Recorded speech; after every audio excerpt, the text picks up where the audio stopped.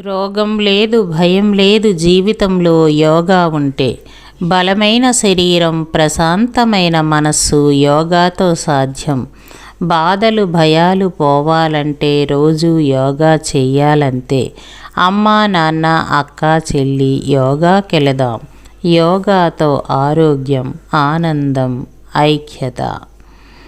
ఇంకెందుకు ఆలస్యం? సమయం కోసం ఎదురు చూడండి.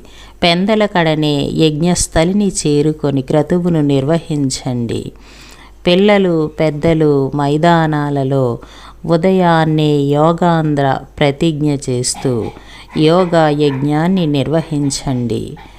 ఆంధ్రప్రదేశ్ను స్వచ్ఛాంధ్ర, యోగాంధ్రులతో సమ్మిళిత స్వర్ణాంధ్రగా మార్చండి.